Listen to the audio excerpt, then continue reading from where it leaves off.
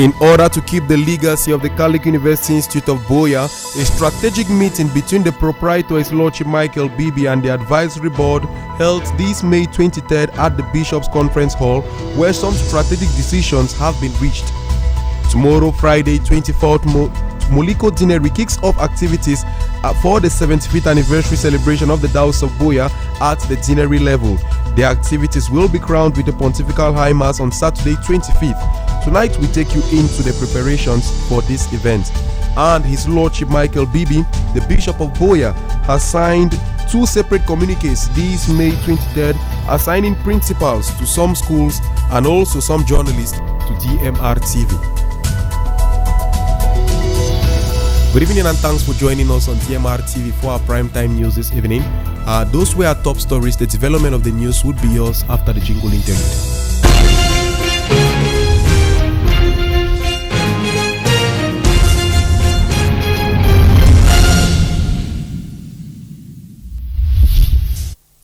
We begin our newscast this evening, dear viewers, from CUIB, where the advisory body of the Catholic University Institute of Buea have met with the advisory body of the University of Buea have met with His Lordship Michael Bibi to take some far-reaching strategic decisions aimed at sustaining the legacy of that university. The meeting held at the Bishops' Conference Hall was convened, of course, by the proprietor, His Lordship Michael Bibi, during which all these decisions were made. Nadej May was there for that meeting and compiled for us details in the following report.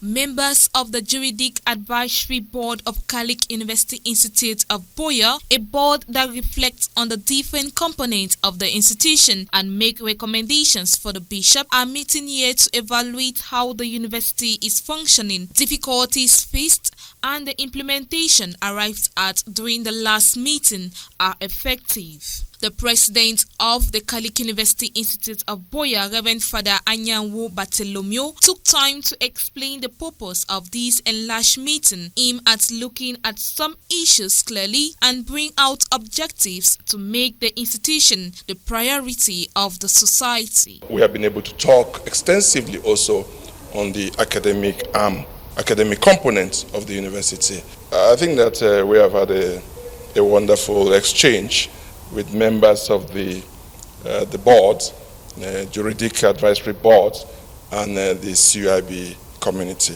And from what we have discussed, we will go back and see what to implement following their recommendations, I think for the good of the university and for the good of the students who are there with us. A number of issues preoccupied those members, like the aspect of discipline, dressing code, amongst others. The youth of today, the level of indiscipline, the level of lack of engagement when it comes to the students, and even sometimes with the faculty and staff. So they were very, very clear to us about emphasizing more on discipline, emphasizing more on people aligning with the policies and procedures of the university. We looked at the fees situation of CUIB. We also went further to look at what happens with the 4 years and 3 years program, why CUIB maintains its 4-year program, which you see we have an impact which is different from other universities. One of the major challenges that we faced was the issue of indiscipline, both at the level of the students and the lecturers. So we said it was a no-go zone. Nobody is above the law. If you want to toe the line, you better leave the institution, because discipline is the core of every institution that you can find in the world. For the institution to build morally and spiritually, discipline will be one of the major issues that have to take place. With the concept of entrepreneurship, some of these members who answered present during the meeting elaborated on the expansion vision of the institution while giving their general appraisal. We came up with a number of recommendations following the challenges and difficulties which the president and his team presented to the board. And we believe that if these recommendations are followed, especially in the area of discipline, particularly with regards to the way students dress and the way they address faculty, we believe that CUIB is going to be the place that it ought to be. a Catholic university is not just any kind of university. A Catholic university should reflect the ideals of Catholicism. So any student who goes to a Catholic university should know that the way they present themselves, the way they carry themselves should reflect the doctrine that they have grown, to learn, and all about their faith which has been exposed to them.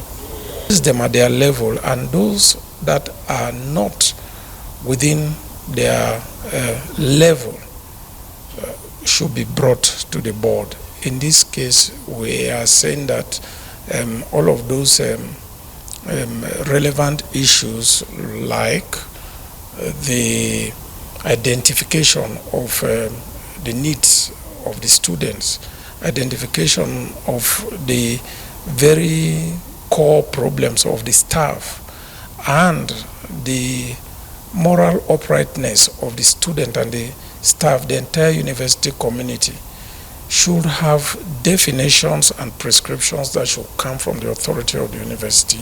As these members disperse to their various destinations, they are advised to maintain the mission and vision of the institution in accomplishing the tasks they have been assigned to. Meanwhile, yesterday, May 22nd, 2024, the entire Presbyterium of the Diocese of Buea, together with their Chief Shepherd, met at the Bishop Pius Our Memorial Pastoral Center to discuss issues pertaining to the life and ministry of the priest in the diocese. This was also in a bid to foster pastoral commitment and solidarity among the priests. Our reporter, Father Alphonse Wangibe, was part of the meeting and compiled for us details in the following report. Meeting at Bishop Pius Our Memorial Pastoral Center, our priest of the Diocese of Buea, together with their Bishop Monsignor Michael Bibi, to discuss pressing issues that will foster the spiritual, material, and financial growth of their diocese. Revisiting the pastoral commitment of the clergy, seminar for young priests to guarantee ongoing formation, devotions as benediction on Sundays, parish catechesis, the diocesan feast day, and the 75th anniversary, to name a few. The vicar for clergy, Father John Chamda, highlights more about the meeting and how impactful it will be in the life and ministry of priests. The meeting was convened, first and foremost, it is regular, not extraordinary. And it was convened this time with two important aspects: the well-being of the priest and the commitment to their ministry. And during the meeting, the conversation was very lively, very, very participatory, and I think satisfactory as well. We again reiterated their daily activities to be very active in the parish, parish administration, the celebration of the sacraments, and more especially the celebration of the Eucharist, which is the center of our lives, and how they should make this frequent, and to help the people deepen their faith and to also participate in every aspect of parish life. The pastoral director, who also gave a huge input during the meeting session regarding the welfare of permanent catechists, expressed his personal sentiments of the entire meeting. On the agenda, we had an intervention with regards to the life and ministry of the catechists. And in this intervention, it was brought to the knowledge of the priest to reflect about it and also to accept the indications from the diocese as far as the policy is concerned, especially as full-time catechists are concerned. And the policy spells out clearly that the full-time catechists are employed by the diocese.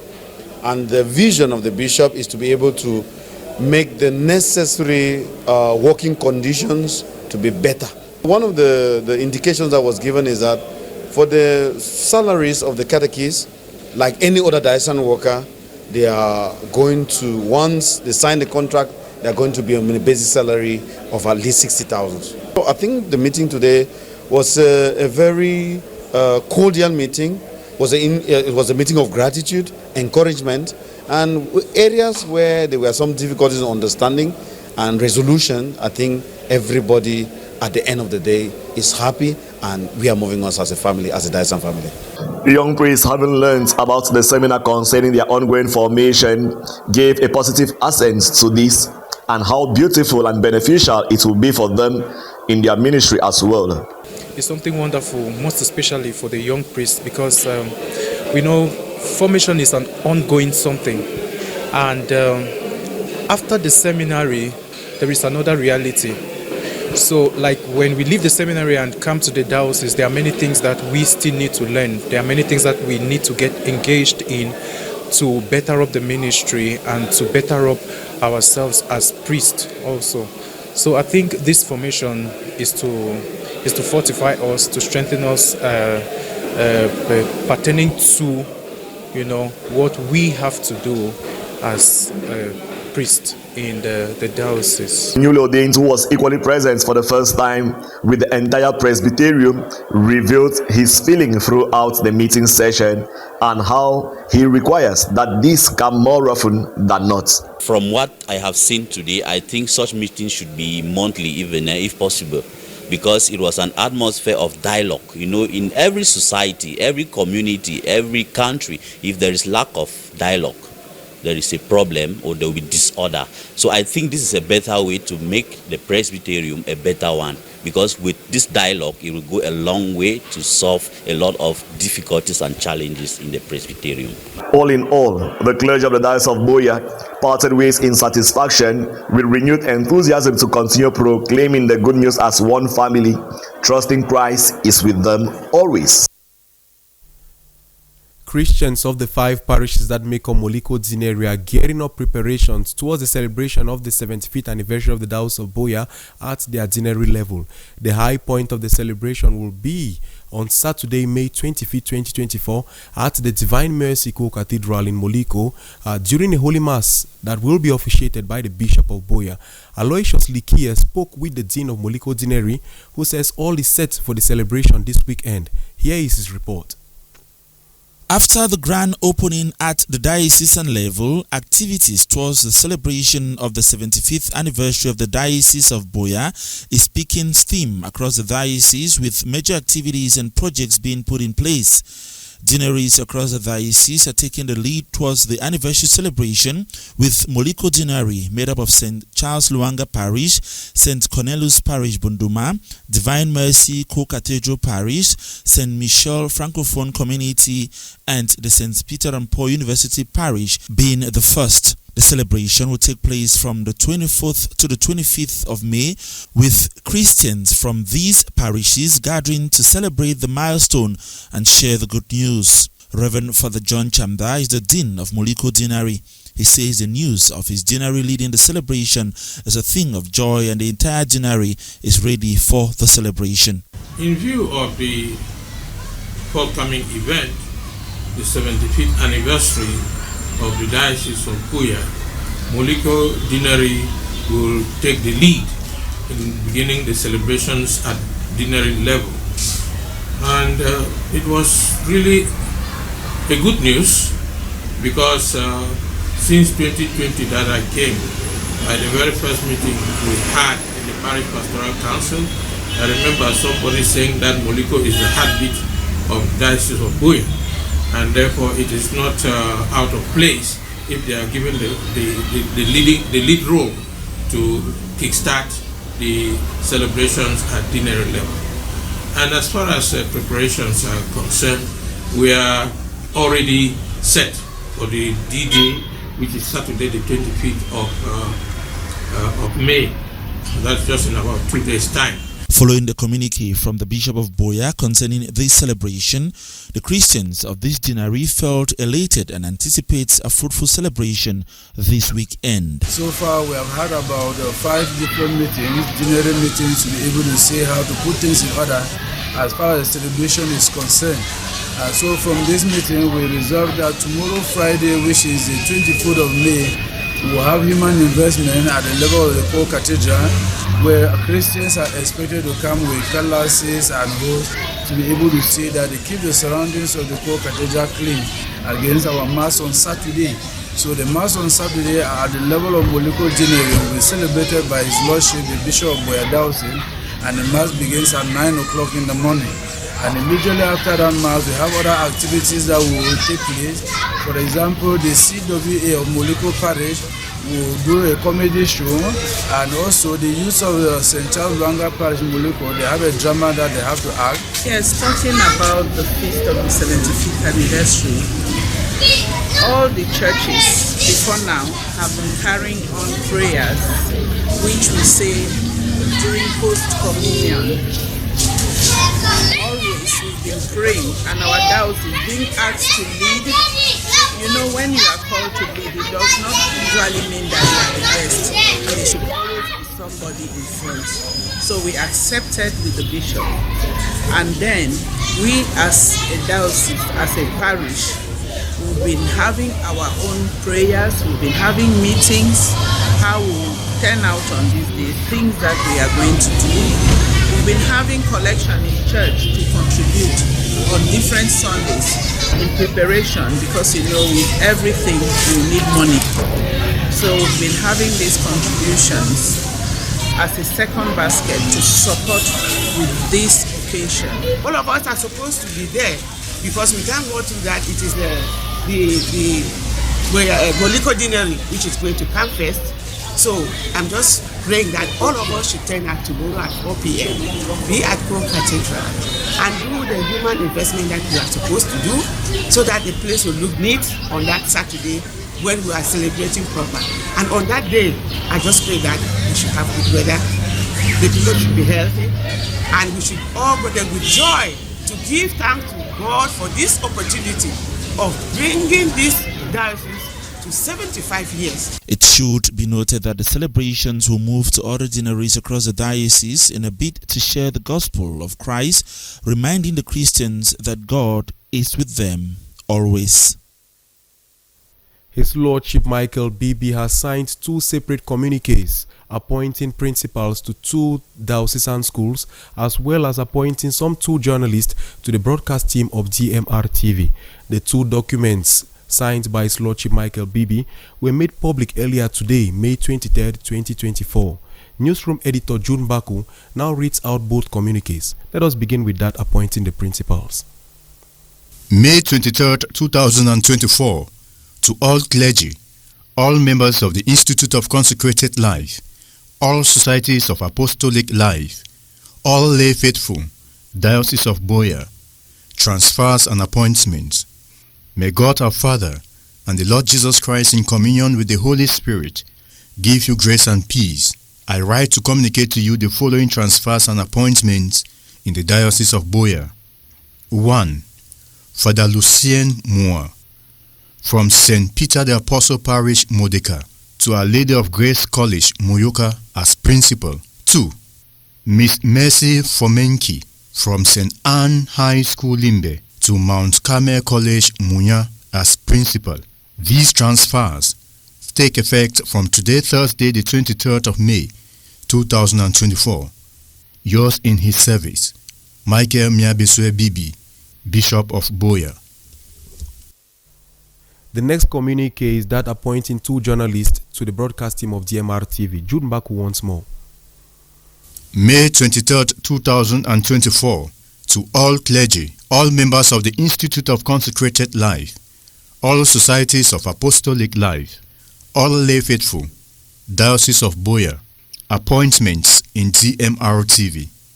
May God our Father and the Lord Jesus Christ, in communion with the Holy Spirit, give you grace and peace. I write to communicate to you the following appointments to serve in the Divine Mercy Radio Television as journalist. 1. Miss Njamulatu Tontan as journalist. 2. Miss Eileen Sama as journalist. These appointments take effect from today, Thursday, the 23rd of May 2024. Yours in his service, Michael Miabeswe Bibi, Bishop of Boya. Students of the Catholic University Institute of Boya Entrepreneurial High School have displayed their talents in various domains. This was during the 2nd edition of the Talent Display Day for the 2023-2024 academic year. Activities marking this edition included bread making, cooking, singing, and fashion parades. Here now is Hilarion Clinton from our news desk, who was part of the events at the campus. Today we don't hear and we don't see all the Paris music. Give the ball. Oh, we give the ball to the first music side. So please let's put our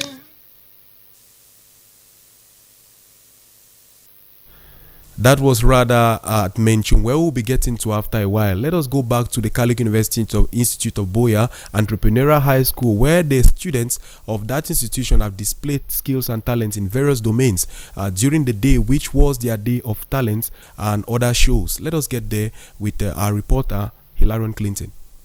The campus of the Catholic University Institute of Buea Entrepreneurial High School, Moliko, was transformed into a theater of creativity and talent as the students of this institution gathered for the second edition of the CUIB Entrepreneurial and Talent Display Day.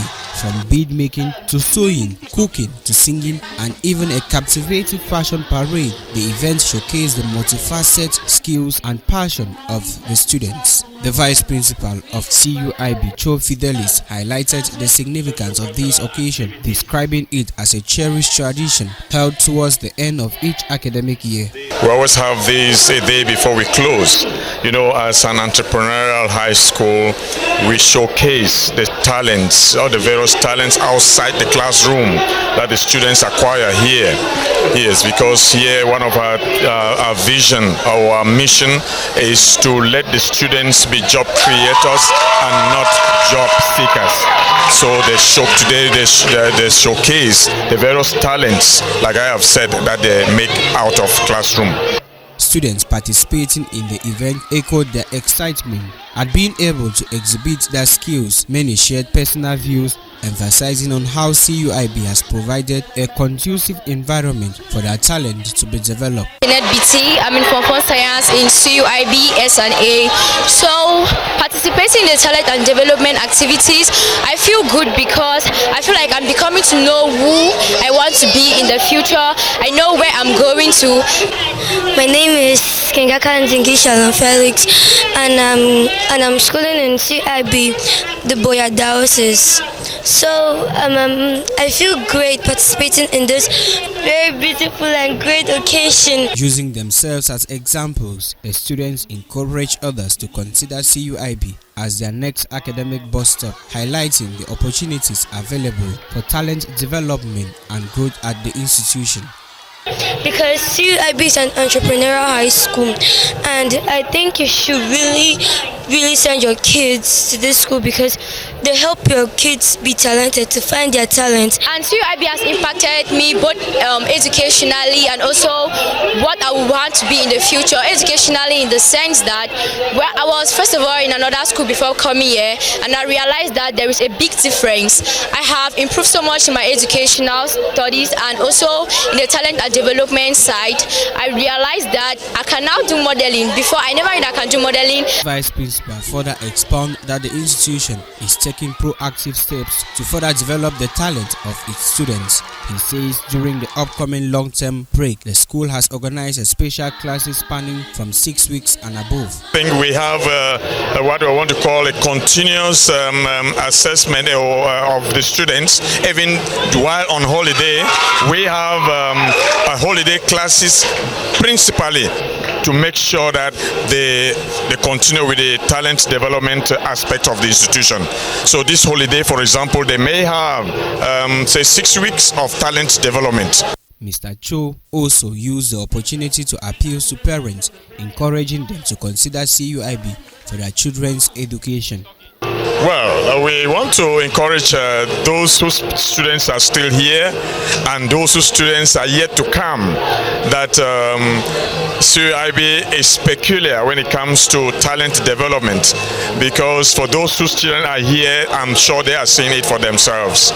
So it is my plea that you send your children here to develop something out of the usual, out of the normal school curriculum. The second edition of the CUIB Entrepreneurial and Talent Display Day for the 2023-2024 academic year ended. Creativity and innovation were echoed in the minds of the students. We continue talking about talents among youths, but this time in the Northwest region, where a talent development scheme has been organized in Menchum Division, Northwest region of Cameroon, for Catholic school pupils and students. The initiative is that of the priest living and working at St. Gabriel's Parish, Bafmeng. More on this in the following report. Today we don't hear we don't see. Oh, the Paris busy. Kiss the ball. Oh, we give the ball to the SGC side. So please let's put our hands. Opening the games for the Talent and Development Scheme at Menchum is the parish priest of St. Gabriel's Parish, Bafmen, who, together with the principal of St. Gabriel's College, Father John Siwe, organized an interesting sporting encounter between the Catholic schools to showcase the children's talents and help them grow in unity and knowledge of one another. The Catholic school play together with the students of Form 1. And so I thought it wise to bring them together so that they can know each other. They can be able to discover their talents and they can be able to evangelize through living with one another.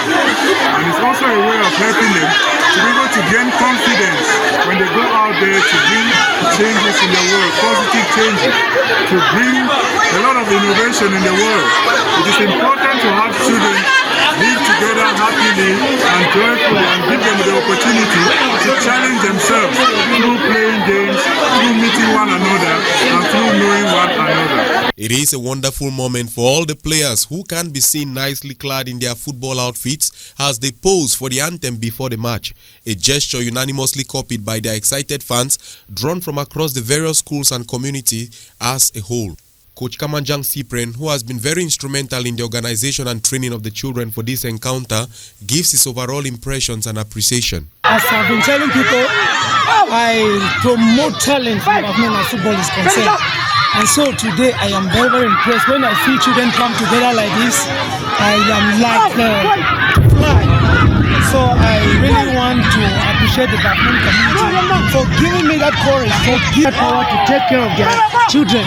So I'm impressed as I'm here. I really want to thank our parish priest, Father Daniel, who thought it wise that the Bafmen children should come together and commune together and share ideas together and keep the community alive. And this is just part of bringing back peace into our communities. The games reveal multiple talents as the Form 1 handball girls of St. Gabriel's College, Bafmen, beat the CS girls of Class 6 by 7-6, while the Catholic School Class 6 boys beat Form 1 of St. Gabriel's College by 2-1 in the football encounter. Father Lionel Kiven, the principal organizer of these games, shares his vision about such encounters. Now I believe that children should be given an opportunity to grow, and no one is to be underestimated. From what we saw in today's competition, we could see young boys with talents. As small as they may look, they have the talent, and it's important to encourage them to be able to showcase what they have got. Some of their parents may not even realize that they have got these talents. Already we have a whole big football club like Bafmen United. So it is our intention to promote football from the very basic unit, to promote football from the very least, from the very small ones, so that tomorrow we can be able to send them out. Why not to Barcelona and to have new Lionel Messi, new Cristiano Ronaldo, as we have already, as we are witnessing in St. Gabriel's Parish, Bafmen. The day ended in lots of celebration as the winners rallied in front of the match stand to dance joyfully to the sound of victory.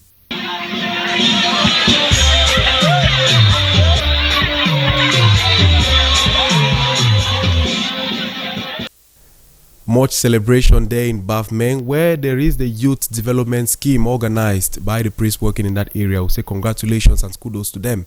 Now we move you out of Cameroon's borders, where a Tunisian court has sentenced 2 TV and radio journalists for criticizing the government on their programs as well as on social networks.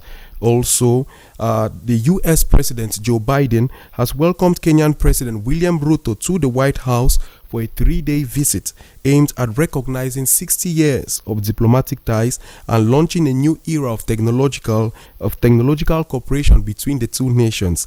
Joseph Otop has details of this and more on our foreign page.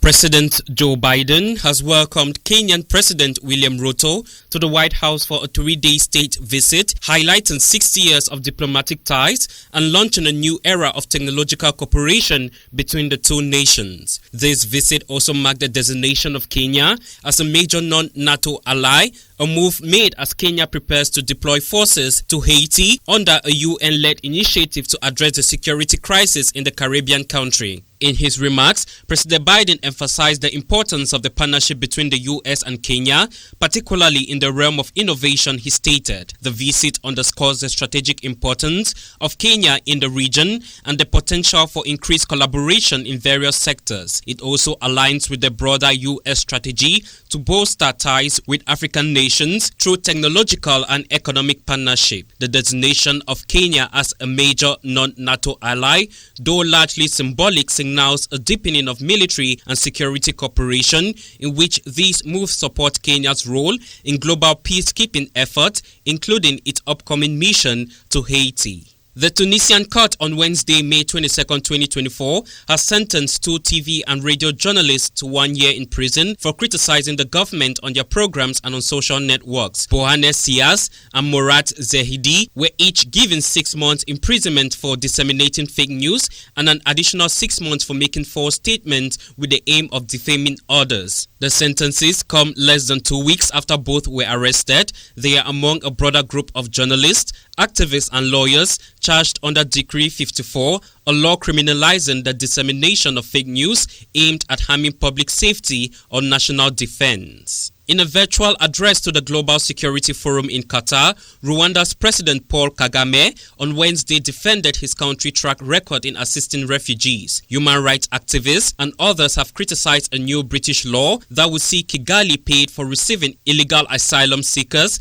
deported from the United Kingdom. Kagame said the issue of hosting migrants was not new to Rwanda and started way before its deal with the UK. Human rights activists and migrant groups have vowed to continue the fight against the policy, which they say is unethical and inhumane. The forum, at which delegates discuss issues related to supply chain management, energy security, high-end semiconductors, and food security, ended on Wednesday.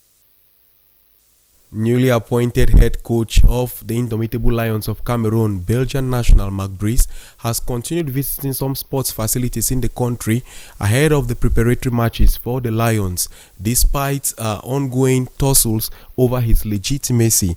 In the following report, Hilarion Clinton from our news desk talked with some football experts in relation to the recent decision by the Conciliation and Arbitration Chambers and Fecafoot, where the coach Marc Brice is allegedly suspended. Let us have his report. The decision by the Conciliation and Arbitration Chambers of the National Olympic and Sports Committee of Cameroon to nullify the appointed technical staff of the Lions has sent shockwaves through the Cameroon's football community. Fecafoot, in response to this decision, takes a decisive action by suspending the appointed technical team led by the Belgian tactician Marc Brice. Marc Brice and others were appointed by the Ministry of Sports and Physical Education. Then another appointment came from Fecafoot, recognizing Marc Brice as the head coach of the Indomitable Lions. However, they appointed other technical staffs, sport analysts like the likes of Diamele Denison and Jamie Ateke, together with sports journalists Ramson at Dream FM Boya, weighed in this matter, expressing their worrisome concern. That just happened yesterday. I think it is something that is worrying because Cameroon football is in the jeopardy as we speak. In the country now, they have also turned out to also castigate, also debunk, not accepting that Marc Brice is the head coach of Cameroon, of the national football team. And you see, this is where we put ourselves in a state of dilemma as far as football in this country is concerned. So at this point, with the federation dismissing the present coach Marc Brice and his technical staff is another way to put Cameroon football into shambles. At the heart of the issue lies the question of authority between Fecafoot and the Ministry of Sports and Physical Education, as sports analyst tackles this. The 2015 convention, which says that either the federation or the Ministry of Sports has the right to present members of the national football team of Cameroon, because in sports there are three things involved. You have politics, you have diplomacy, and you have sports. So the federation needs to understand that. Federation Fecafoot, they have these upper hands as well to an extent because they are the ones running football. We know they are like an organ under the organization. Yes, but they are the ones running the football of the country. And I think the Minister of Sports actually has an issue here. The reason I'm saying so because even at the time that they asked FECAFOOT to submit a list of coaches or the technical bench, I think they would have gotten back to FECAFOOT, asked FECAFOOT to make another proposal of the technical bench. The sports journalists at Dream FM provide answers to the confusion surrounding the names of the coach and others pulled down from FIFA's website. We know the World Football Governing Body has its platform, and of course, the Cameroon Football Federation, FECAFOOT, they also have access to their own FIFA Connect system in that same platform. But now they are the ones running that same social media handle under FIFA. So if that image of Mark Brace or maybe some write-ups affirming that he is the head coach of the national team has been put down, it is not the World Football Governing Body, FIFA, that is doing that. No, it's the Cameroon Football Federation. The sportsmen are of the opinion that dialogue and collaboration between FECAFOOT and the Ministry of Sports are essential at this point. This, to them, is to ensure the smooth functioning of the Cameroon Football Administration. Look at what is happening. The two are at loggerheads. It's like a cold war, and we have to look deep into this. Both parties should sit. I was also disappointed when this party calls for a meeting and this one does not attend, and it puts us in a very tight corner. So for now, both parties, they need to sit like this. So it is time for a ceasefire. I'm talking about the way forward. The ceasefire to be brought in between these two bodies. I think FECAFOOT need to be called on the table. MINSEF need to be called on the table for the interest of Cameroonians. These sportsmen think that should FIFA intervene, Cameroon will face the risks of sanctions or even ban, which could have far-reaching consequences for the national's football future. Once FIFA go in by giving a sanction, it is going to hammer on the development of Cameroon football. We remember Brazil, Nigeria also suffered the same setback some quite years back ago. But then, where are they today? And the country Cameroon now risks being suspended, because what happens now is like the ping pong game. Because what is happening now, we don't know if in the months ahead Cameroon can be suspended. In the midst of this uncertainty as far as football is concerned in Cameroon, Cameroon plays against the Blue Sharks of Cape Verde on June 8, 2024 and against the Panga Negra of Angola come June 11, 2024. With that report on our sports page, we've now come to the end of what we compiled for you on this edition of our Primetime News. But before we part company tonight, let us have a review of our top stories.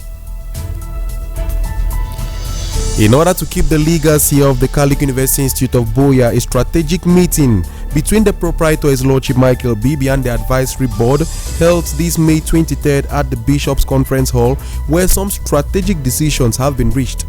Tomorrow, Friday 24th, Moliko Dineri kicks off activities for the 75th anniversary celebration of the Diocese of Buea at the Dineri level. The activities will be crowned with a pontifical high mass on Saturday 25th.